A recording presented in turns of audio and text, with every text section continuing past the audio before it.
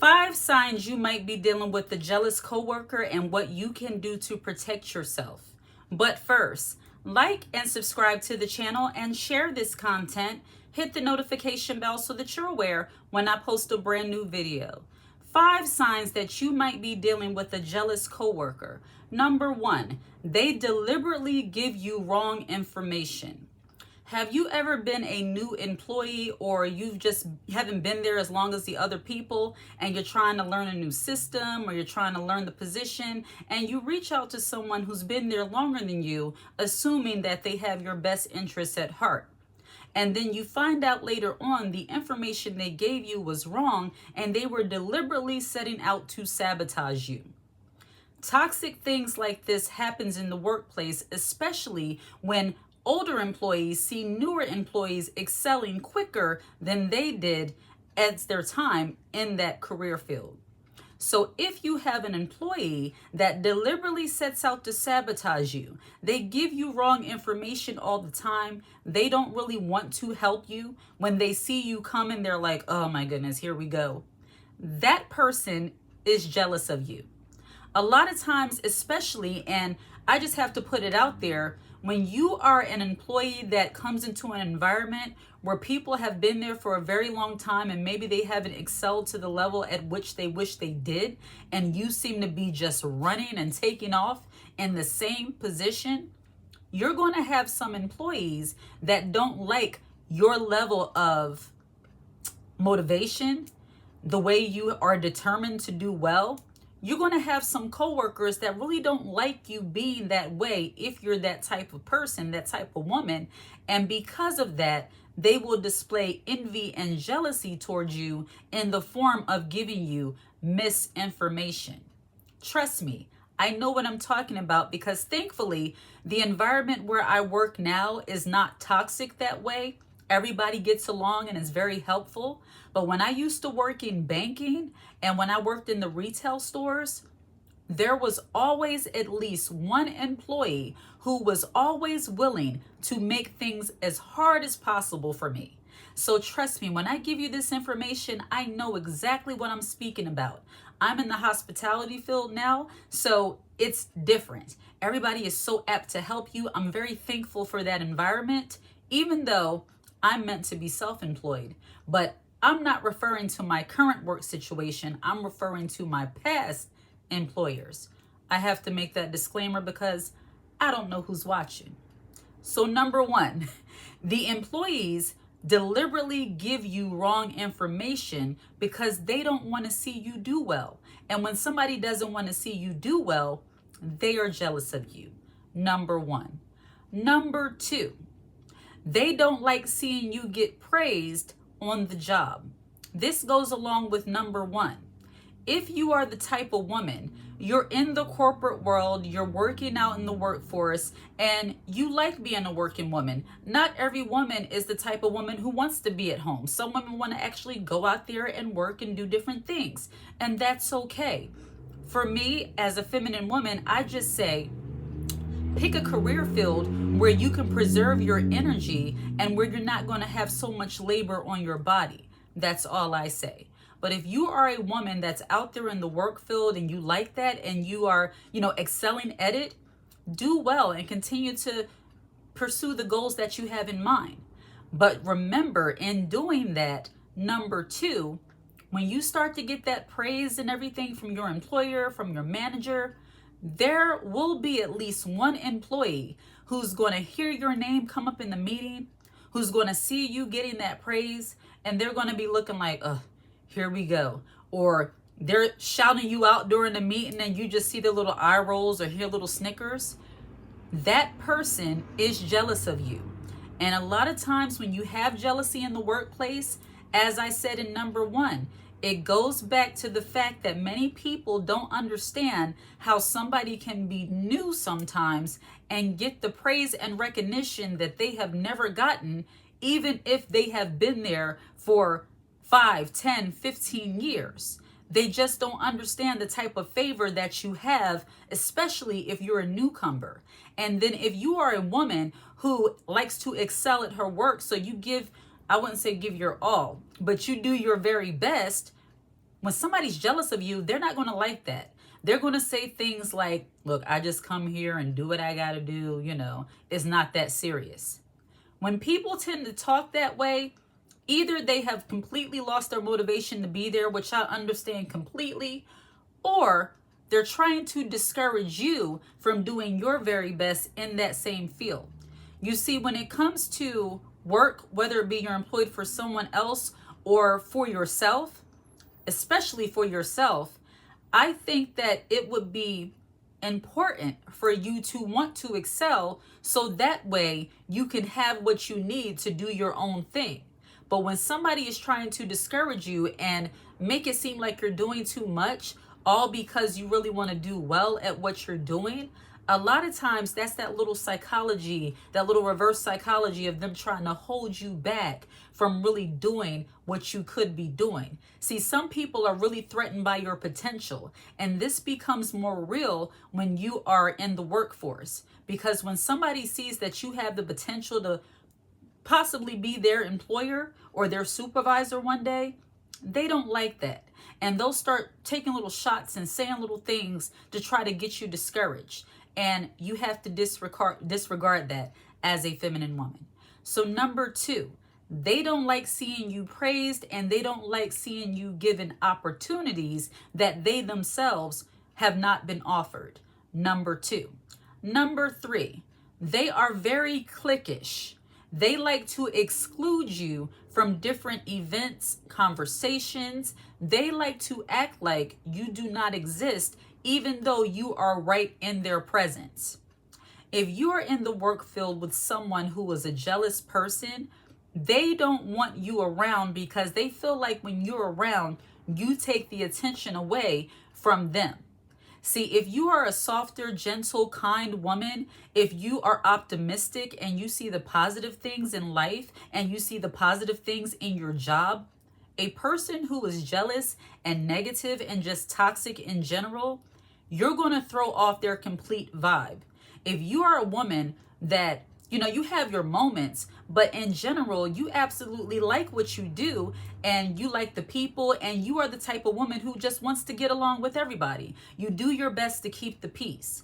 When someone is jealous of you, they don't like that you are a peaceful person. See, what they want in the workplace especially, they want their negative, toxic energy to rub off on you, so much so that you ultimately quit. I dealt with this when I worked in the retail environment. I had it was 3 assistant managers and 2 managers. It was a huge retail store. And it was another assistant manager. And she used to always try to make me feel uncomfortable. When I was around, she would constantly bring up how, you didn't do this right. So the next time this happened, this is what you have to do. Or this, that. It's like little things, like little nitpicking. When people are jealous of you and they see that, especially when the manager is not really giving too much attention to the little mistakes that you're making, like they're showing you grace. When a person is jealous of you, they're not going to, when a coworker is jealous of you, they're not going to want to see other people extend you grace on the job. They want you to be called out and reprimanded for every little mistake that you make. And if you are not reprimanded or called out by the supervisor, they will take it upon themselves to show you the error of your ways. When a person on your job is constantly pinpointing your faults, no matter how minute they may be, they are a jealous coworker. If they will save paperwork, I've been through this. They save documentation, something that you might have missed. You might have forgot to cross out a line from 3 weeks ago. They will save that paperwork, and when they see you, they're like, oh, you forgot to sign here. Did you remember? Make sure you do that. That's how the jealousy and pettiness and toxicity of a jealous coworker can be. They will do little things like that. Like, remember when, 2 years ago, you forgot to have them sign right here. Bear in mind that the manager might already be aware it's not that big a deal. They brought it to your attention and said, just make sure you do this next time. That's not good enough for the jealous, toxic coworker. They want to see you scarred from that mistake you made. And this one for me hit a little hard because I've been through that more times than once in multiple employers. And it's something when people are so dissatisfied with themselves, when a worker is so dissatisfied with their own employment that when they see someone coming in doing well, might make a little mistake here and there, they just really want to see you fail. Like, that's really what it comes down to. So they will be cliquish and pinpoint your faults. That was number 3. And then number 4, anytime you try to make small talk with them, like you're trying to just keep the environment light, because once again, you're the type of woman who wants to get along with everyone if you can. You're not desperate for it, but you want the energy in the environment in the workplace to be calm if you can help it.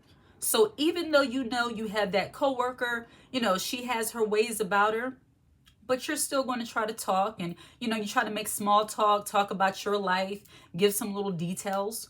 When they see you doing that, if they get extremely quiet and act like you're not even speaking, that person is toxic and jealous of you. I've had that situation happen before when I was working in the bank. I was actually given some information, just small talk about kids because I heard her talk about her kids before.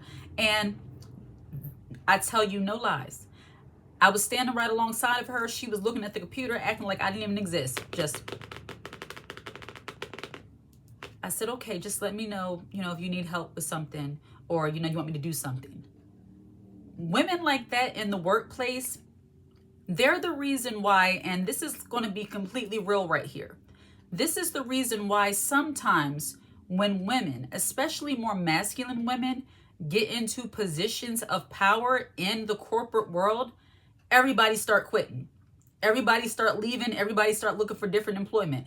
I remember when I worked in a bank, and I used to have a male manager, a man manager, and he was cool. Most of us were women. So, when you're a feminine woman and you're doing your job and you're in the corporate world, sometimes they tend to let a little thing slide.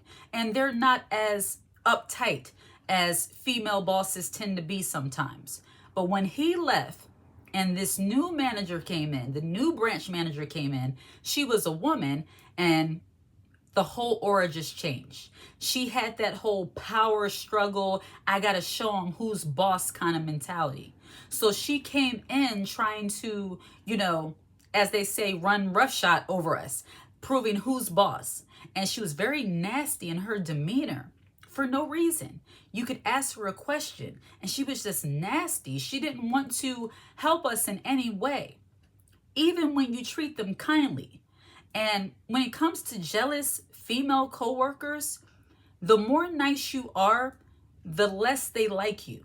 And I know that sounds crazy, and that's one of the reasons why I got out of banking, because I just couldn't do that level of toxicity. I can't play those kind of games. It's like I can't allow myself to become a more masculine woman in order to gain the respect of you. Like, I'm not going to go into a chest beating fight with you to prove who's boss. Like, I'll remove myself. Money or no money, I can get it a different way. That's the way I see it.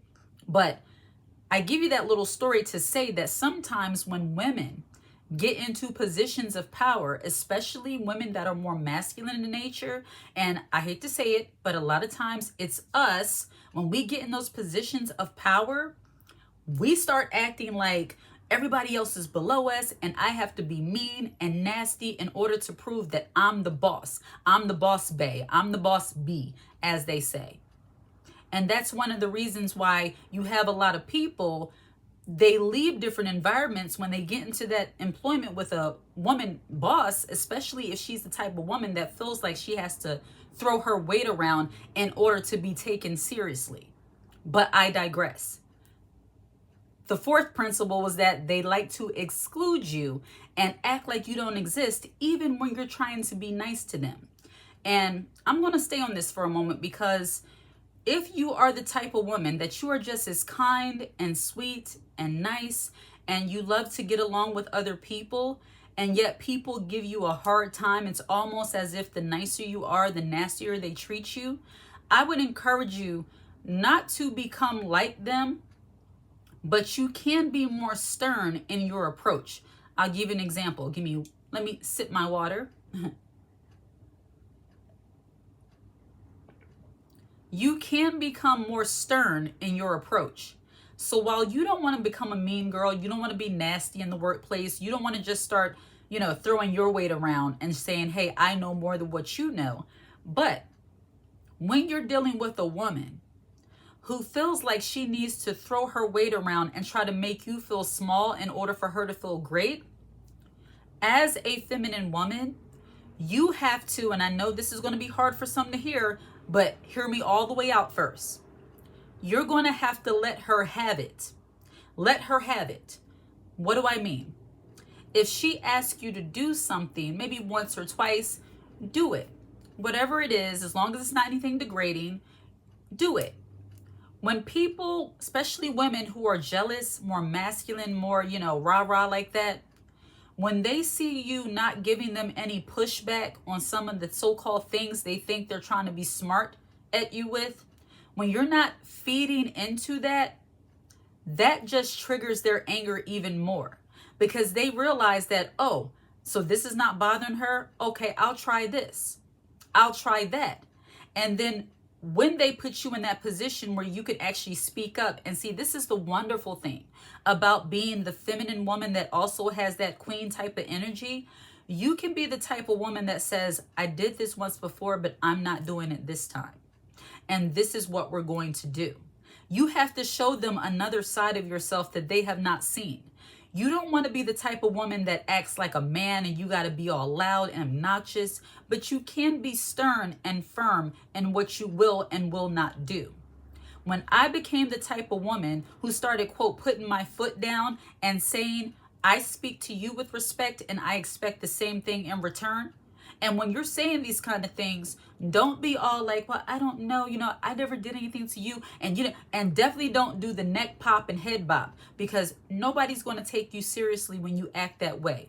When you're dealing with the jealous, masculine type of woman, especially if she is your supervisor or manager, you're going to have to try to keep it together, talk to her in a respectful but stern tone, and let her know, I do not appreciate your disrespect.